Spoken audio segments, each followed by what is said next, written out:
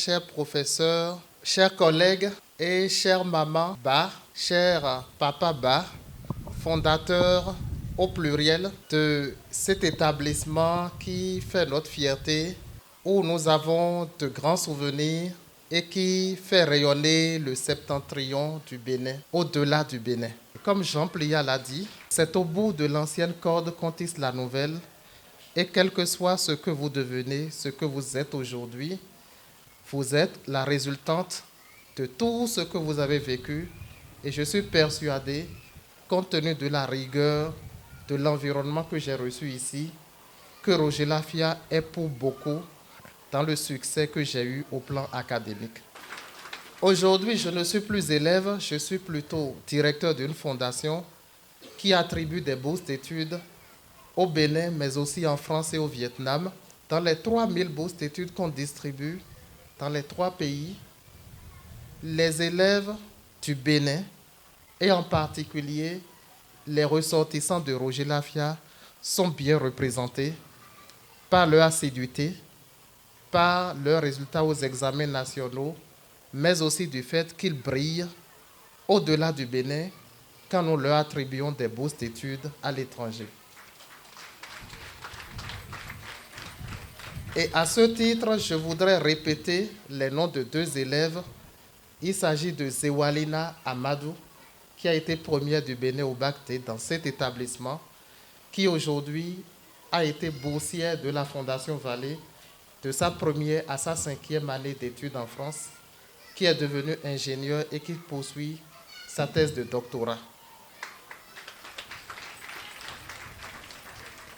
Je cite également Oluwafemi Lodjo, qui a été boursière de la Fondation Vallée, du fait de ses excellents résultats ici à Roger Lafia, qui ensuite a été la meilleure participante de l'école d'été sur l'intelligence artificielle à Cotonou et qui aujourd'hui est aussi boursière de la Fondation Vallée en France.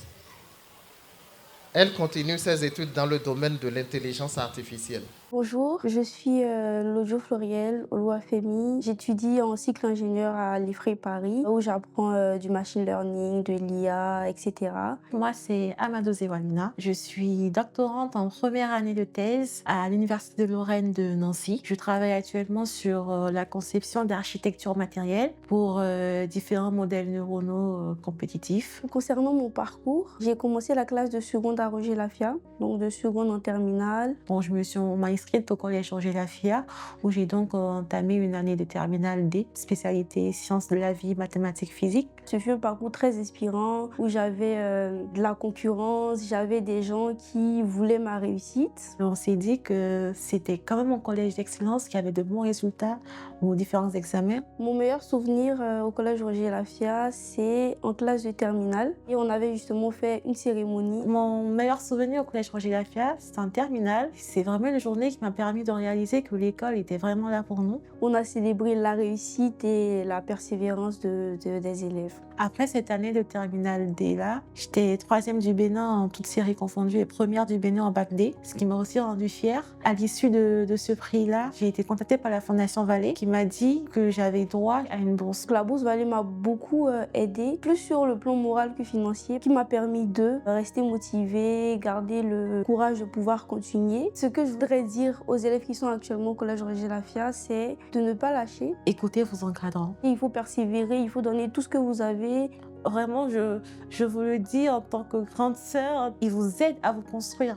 Donc, allez-y, suivez leurs conseils. Et il faut aimer surtout ce que vous faites. Donc, donnez-vous les moyens de pouvoir réussir plus tard. Et donnez le meilleur de vous-même. Tout simplement, pour ces 30 ans-là, je souhaite à Roger Lafia les meilleures années encore à venir. Merci de nous proposer les meilleurs enseignements que puissent rêver des élèves. Si je devais résumer mon expérience à Roger Lafia en 3 mots, ce serait la persévérance, le courage et la confiance. Rigueur, défi et persévérance.